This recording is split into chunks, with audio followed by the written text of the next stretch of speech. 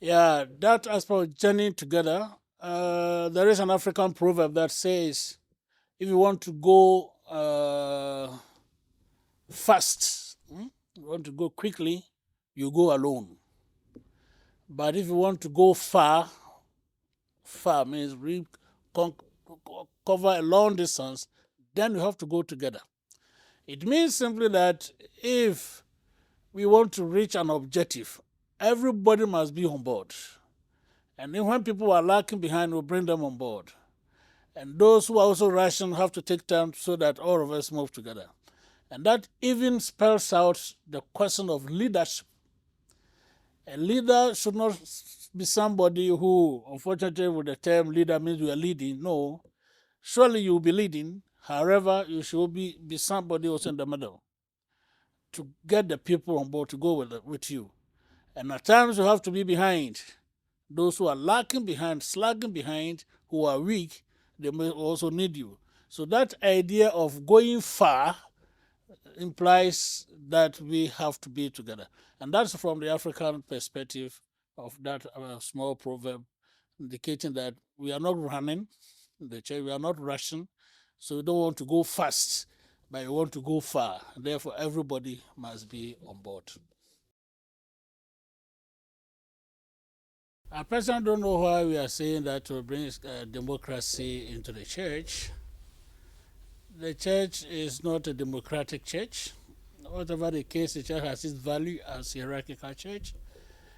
The big question here that synodality can bring in terms, to change a little bit our vision of our hierarchy is the formation that the hierarchs, meaning those who are priests, those who are bishops, those who are whoever, must have a new vision about what the church is. And those who are also the lay faithful, for instance, must also be well informed and evangelized well. So when we have such a proper formation that the church is ours, I am the church, I don't think we may need democracy. Because truly speaking, what is democracy? The world we live in is a democratic world. I don't personally see how the value of democracy, when we see wars and all this happen, elections time, we have people fighting, and then don't forget the history of the church is there. We learn from the history of the church. Some time ago, bishops were elected by the people of God, the lay faithful, and started then bishops were also elected by the same system. Then people started introducing corruption, money, and the rest. The church have known all these things. So we have to be very careful not to let the world change the value that we have as church. So there's another church in great formation where each and everyone is conscientized that I am the church. I and you, we are the church, and therefore that's the meaning of word participation there. So there's no question of going in for democracy.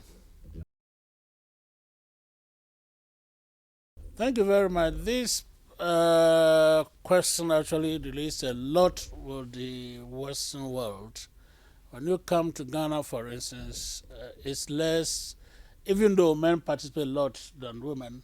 However, the church in Ghana hasn't such a problem at all because the women are so active.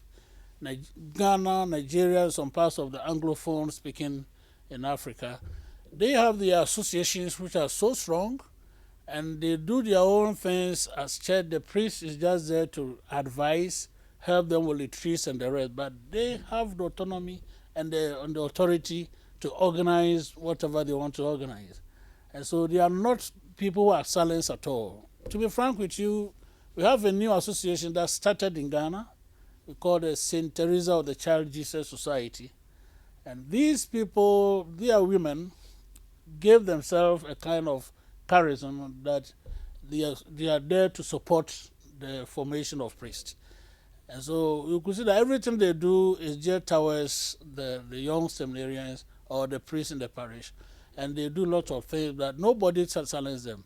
I know in some parts, I've lived in France, where we don't see people, the lay people participating at all in the church. But it's not a reality in Ghana. I won't say we are 100% correct over there.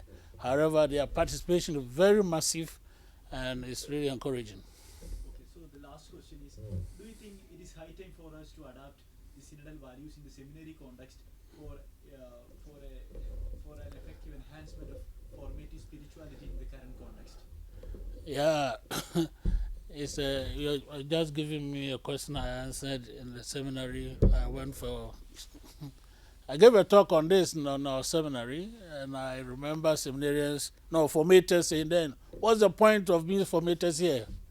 If that's what Synodality wants to teach us. You see, we have a ecclesiological model, which we African we call the church family of God. And every teaching must come from there. Every notion of leadership should come from there. So if, for instance, you are my brother, and I have somehow acquired certain knowledge and I'm teaching you, the first rapport between me and you is a question of brotherhoodness there. So I shouldn't see you first as a seminarian before I consider you as a brother. That would be a wrong concept, a wrong way of seeing things. So that is asking us all. We are all sharing the same view, trying to have the same concept about the church. So we are there as members of the church. Despite I have studied and you are studying, doesn't make me more different than you. Knowledge in our language in Ghana is the wise man is the one who has wisdom. Knowledge is just a book. So you have a book doesn't mean you're wise. The wise person, the one who relates well with one there. And so it can affect the formation when the formators themselves will need kind of conversion. Not just to see seminarians and treat them anyhow they're small boys and girls in the school, no. So that aspect is more important. I think at the same time as I talk about the formation of the lay faithful and the priests, and even somebody say formation of bishops, but I won't see formation of bishops anyway. But they may need probably ongoing information to change their way of doing things. Yeah.